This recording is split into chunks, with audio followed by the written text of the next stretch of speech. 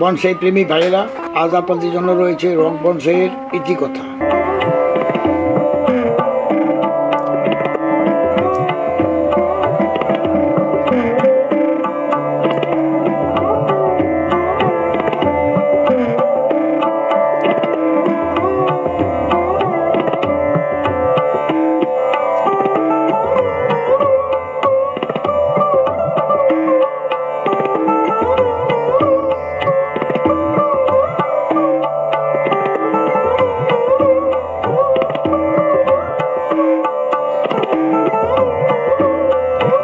আসসালামু আলাইকুম।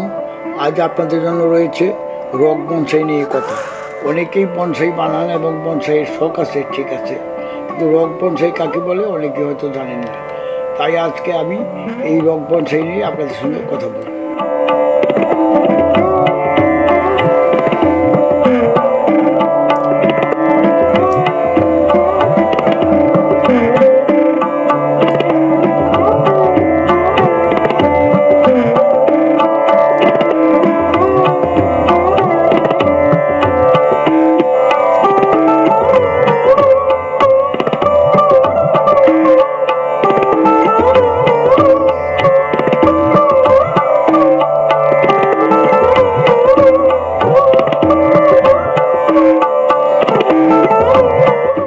রক অর্থ হলো শিলাপাথর। শিলাপাথর দিয়ে যদি প্রকৃত অরিজিনাল রক করতে যায় তাহলে ওজন হয়ে যায় বেশি। এই জন্য ককশিট এবং কাগজ সিমেন্টের সাথে মিশিয়ে এইভাবে নকল পাহাড় বা শিলাপাথর তৈরি করা হয়, করে এটার উপরে আমরা বনসাই সেট করি। আর আমি সাধারণত ককশিট দিয়ে করি না, কারণ ককশিটগুলো নরম। একটা গাছ যখন হচ্ছে সে তার অনেক লুট হয়ে যায়, এই জন্য আমার সিস্টেম হলো অন্যরকম। আমি ওই ইট পাটা থেকে ঝামা নিয়ে আসি, জামাগুলো একদম হালকা, ওজনে কম, পানিতে ফালবেন দেখবেন বেশি উঠছে। যদি ওজন খুব কম, আপনারা অনেকেই জামা চিনেন, সেই জামাগুলোরে বিভিন্ন আকারে ভেঙে তারপরে সিমেন্ট দিয়ে কালার ম্যাচিং করে সিমেন্ট দিয়ে ওটা জোড়া লাগিয়ে তারপরে ওটার উপর একটা পাথরের মতো একটা ন্যাচারাল কালার করি। সিমেন্ট দিয়ে রঙের মিশ্রণে আমরা একটা কালার করি, সেইভাবে আমরা এই রকগুলি বানিয়ে থাকি। এই যে দেখেন, রকের উপরে গাছগুলি সেট আপ করা হয়েছে।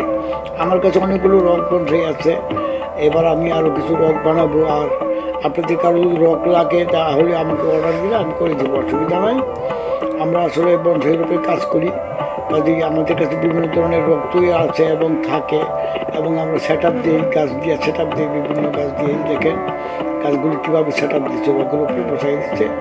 এটা জাপানিরা লক্ষ্য করছে, যখন দেখছে গাছগুলো পাহাড়ের চূড়ায়, গাছগুলো দূর থেকে ছোট ছোট দেখা যায়, এগুলো শিকড়গুলো পাহাড়টাকে আঁকড়ে ধরে আসছে, আঁকড়ে ধরে গাছগুলো ঠিকই জীবিত আছে। ওরাই চিন্তা করলো যে এটা আমাদের হাতের নাগালে কীভাবে আনা যায়। বনসাইয়ের চিন্তা ওদের ছিল অনেক আগেই, প্রায় 350 বছর আগে। এটার উৎপত্তি হলো চীনে। জাপানিরা তারপরে এটাকে উন্নত করে এরিয়াস গাছ। আসলে কিন্তু এইসব কিছুই নেই, এগুলি হলো আর্টের বৈশিষ্ট্য, মানে সুন্দর করে সাজানোর যে বৈশিষ্ট্য, সেটাই হলো আর্ট। অনেকেই বনসাই বানান এবং বনসাইয়ের শখ আছে, ঠিক আছে, কিন্তু রক বনসাই কাকে বলে অনেকে হয়তো জানেন না।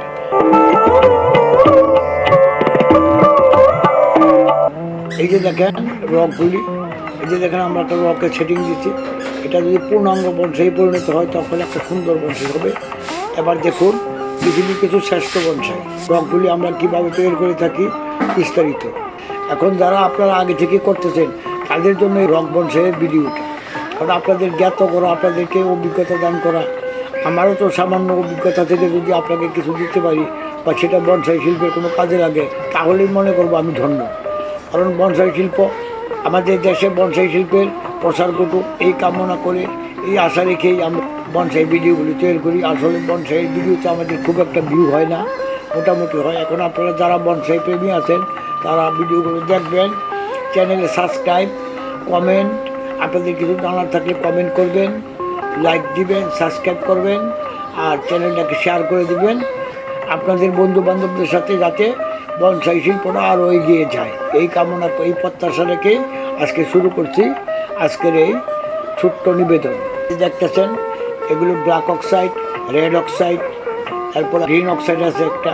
সাধারণত সিমেন্টের সঙ্গে যেই রঙগুলি ম্যাচিং করে মিশে সেই রঙগুলি দিয়েই আমরা এগুলি কাজ করে থাকি। যেহেতু আমাদের মিডিয়া হলো সিমেন্ট, এই জন্য আমরা মিডিয়ার সাথে আমাদের ইচ্ছা মতো প্রয়োজন মতো রঙগুলি আমরা মিক্সড করি। কোথায় শেড হবে, কোথায় লাইট হবে, কোথায় ডিপ হবে, কোথায় একটু শ্যাওলা পড়ে গেছে একটু শ্যাওলাও আমরা ডিজাইন করে দিই। এইভাবেই তৈরি করে থাকি আমরা রং বনসাইগুলো। সাধারণত আপনার ইচ্ছা করলে পারবেন। এগুলো হলো ইট বাটা জামা পাওয়া যায়। এই জামাগুলো ওকে যেগুলো, এই জামাগুলো আসলে কোনো কাজে লাগে না। এগুলো শক্ত কিন্তু পানিতে ভেসে থাকে, ওজন একদম কম। এই জন্য এই জামাগুলো আমাদের এই রকের জন্য ব্যবহার উপযোগী আমি মনে করি।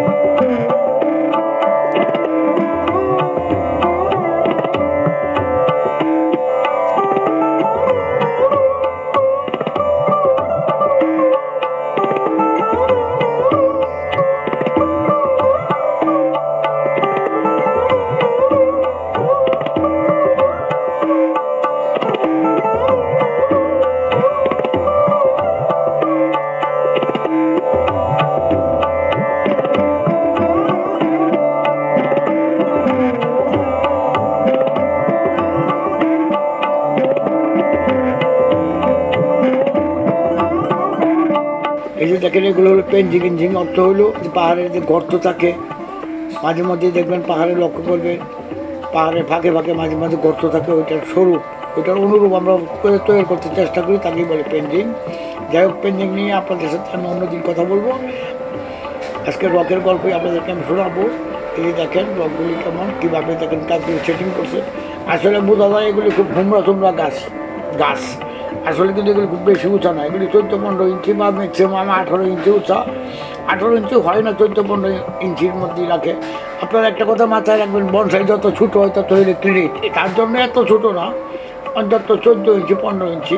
অনেকেই বড় বড় বনসাই বানায় শখ করে, যারা পার্মানেন্ট, তাদের বনসাই মিউজিয়ামে বড় বড় বনসাই আছে পার্মানেন্ট। এগুলো আস্তে আস্তে এমনিতেই বড় হয়ে গেছে, কারণ এগুলি এতটা বয়স হয়েছে 60 বছর 70 বছর। কারণ এদেরকে আর ছোটো করে রাখার কোনো ব্যবস্থা নাই, ছোটো করলে আর ডিজাইন ঠিক থাকবে না। টেক্সচার তৈরি প্রয়োজনের খাতিরে এটি বড়, আলটিমেটলি বড় করেই করতে হয়, কারণ বয়স হয়ে গেছে 60-70 বছর। এগুলো আর ছোটো করে রাখা সম্ভব না। এর চাইতেও যদি ছোটো করে তাহলে গাছ মোটা হয়ে যাবে, তো দেখা যাবে মাটির সাথে মিশে গেছে। এই জন্য গাছগুলি বনসাই মিউজিয়ামের, জাপানি আর চীনে বনসাই মিউজিয়ামগুলিতে সাধারণত গাছগুলো এগুলো সরকারিভাবে প্রতিপালন করা হয়।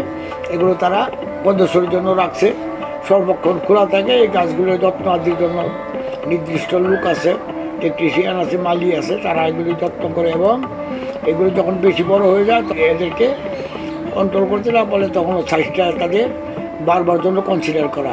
এইভাবেই গড়ে ওঠে রক বনসাইগুলি। এই যে রক বনসাই, পেঞ্জিং বনসাই, ডেডউড বনসাই, এগুলো কিন্তু জাপানিদের আবিষ্কার। এটা নিয়ে জাপানিরাই বেশি গবেষণা করছে এবং বর্তমান বিশ্বে জাপানিরাই বনসাই নিয়ে আগাই আছে। এই যে দেখেন কত সুন্দর সুন্দর বনসাইগুলি। এগুলো রক বনসাই, শিলা পাথরের উপরে গাছগাছের হয়ে আছে। এটার আবার নির্দিষ্ট টব আছে।